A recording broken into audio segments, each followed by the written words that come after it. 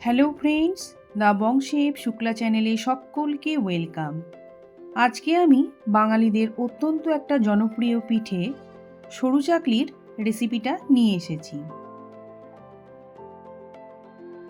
শীতকালে আমরা প্রত্যেকেই পিঠে খেতে খুবই ভালোবাসি, আর তার মধ্যে একটা অন্যতম পিঠে হলো সরু চাকলি।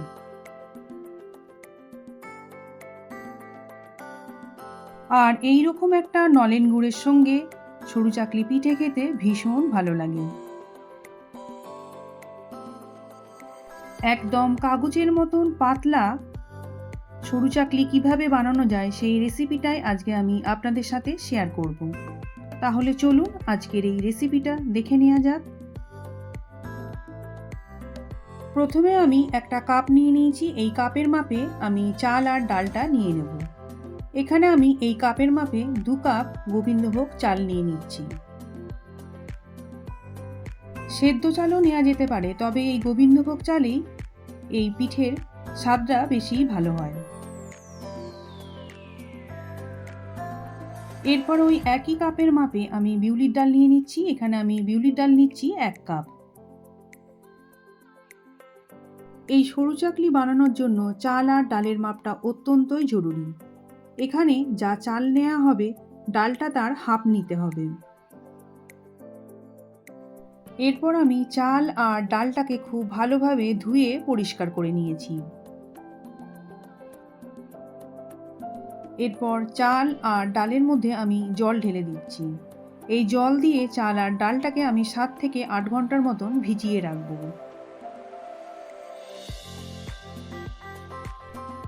আপনারা চাইলে এটাকে সারা রাতও ভিজিয়ে রাখতে পারেন।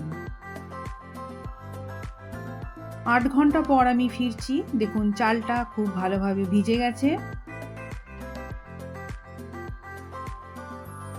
আর ডালটাও খুব ভালোভাবে ভিজে গেছে। এরপর আমি এইগুলোকে এক এক করে বেটে নেব মিক্সার গ্রাইন্ডার জারে। একটা মিক্সার গ্রাইন্ডার জার নিয়ে নিয়েছি। এরপর আমি প্রথমে আগে চালটাকে বেটে নিচ্ছি। চালটাকে একবারে বাটা যাবে না, অর্ধেকের মতন চাল আগে আমি বেটে নেব, তারপরে আমি বাকি অর্ধেকটা বাটবো। আর একটু অল্প করে জল দিয়ে এটাকে বেটে নিতে হবে।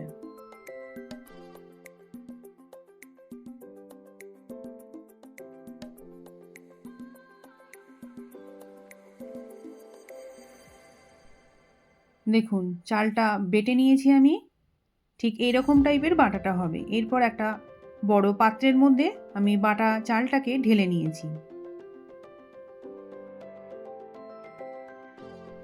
দেখুন বাকি চালটাও বেটে নিয়েছি। পুরো এরকম একদম স্মুথ একটা পেস্ট বানিয়ে নিয়েছি।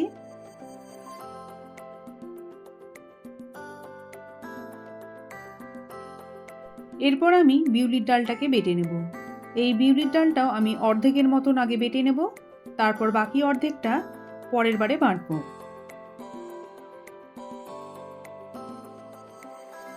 সামান্য একটু জল দিয়ে দিচ্ছি, প্রয়োজনে আরও একটু জল দিতে হবে। দিয়ে ডালটাকে আমি বেটে নিচ্ছি। দেখুন ডালটাও খুব সুন্দরভাবে বাটা হয়ে গেছে।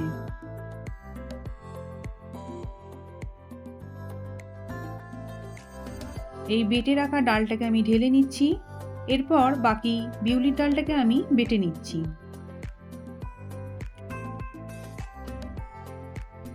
এইভাবে চাল আর ডালটাকে আলাদা আলাদা করে বেটে নিলে বাটাটা বেশি ভালো হয়।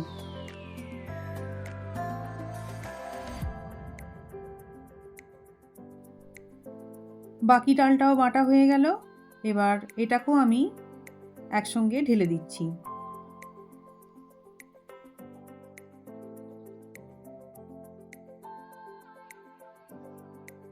এরপর বেটে রাখা চাল আর ডালটাকে ভালোভাবে মিশিয়ে দিচ্ছি।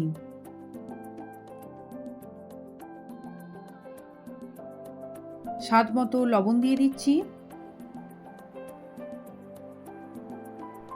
লবণটাকে দিয়ে খুব ভালোভাবে সব কিছুর সঙ্গে মিশিয়ে দিচ্ছি।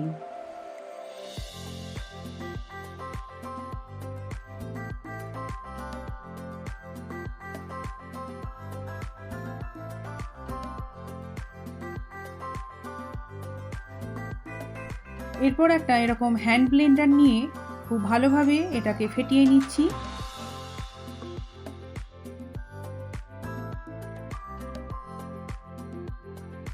এরপর ঢাকা দিয়ে আধ ঘন্টার মতন রেখে দিচ্ছি। আধ ঘন্টা পর ফিরে আসছি। আধ ঘন্টা পর ফিরে আসলাম। এরপর আমি ব্যাটারটাকে আরও একবার ভালোভাবে ফেটিয়ে নিচ্ছি।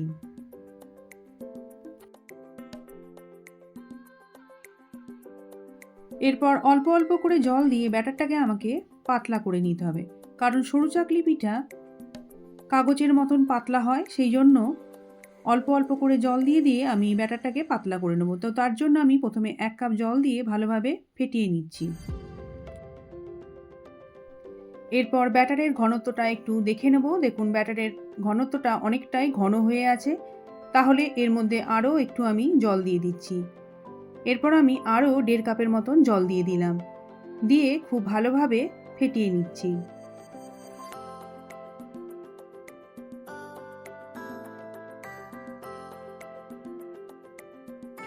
এরপর ব্যাটারের ঘনত্বটা একবার দেখে নিচ্ছি, একদম ঠিকঠাক ঘনত্ব হয়ে আছে। এরপর আমি এক এক করে সরু চাকলিগুলোকে ভেজে নেব।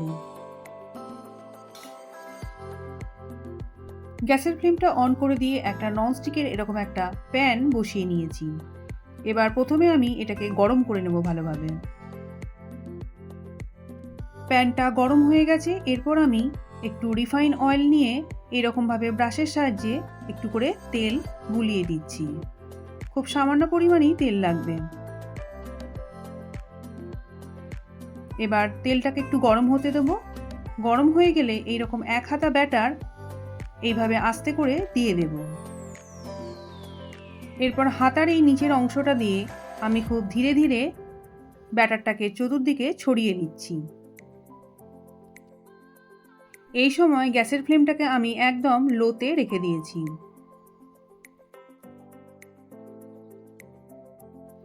এরপর ঢাকনা দিয়ে ঢেকে 1 মিনিটের মতন রেখে দেব। এই পুরো রান্নাটাই কিন্তু আমি লো ফ্লেমে করে নেব। 1 মিনিট পর ঢাকনাটা খুলে নিচ্ছি। এরপর খুব ধীরে ধীরে আমি যেইভাবে দেখাচ্ছি ঠিক এইভাবে সাইডগুলোকে আমি আস্তে আস্তে একটু করে তুলে নিচ্ছি, নিয়ে ঠিক এইভাবে আমি উল্টে দিচ্ছি। এই উল্টো সাইডটাও আমি ঢাকা দিয়ে 1 মিনিটের মতন রেখে দেব।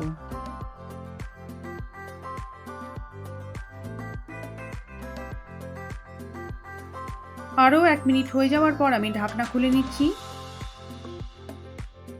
এইভাবে ফোল্ড করে নিচ্ছি, নিয়ে একটা থালার মধ্যে তুলে নিচ্ছি। ব্যাস, একটা বানানো হয়ে গেল সরু চাকলি। দেখুন একটা বানানো হয়ে গেছে।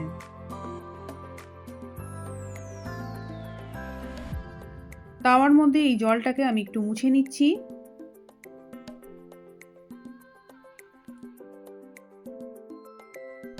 একটু তেল দিয়ে দিচ্ছি। এরপর ওই একইভাবে ব্যাটারটাকে দিয়ে আমি এক এক করে সমস্ত সরু চাকলিগুলোকে ভেজে নেব। এই ভিডিওটা ভালো লেগে থাকলে আপনারা অবশ্যই একটা লাইক দেবেন, কমেন্ট করবেন আর শেয়ার করে দেবেন। আর আমার চ্যানেলে নতুন বন্ধুরা চ্যানেলটাকে সাবস্ক্রাইব করে পাশে থাকা বেল আইকনটাকে প্রেস করে দেবেন।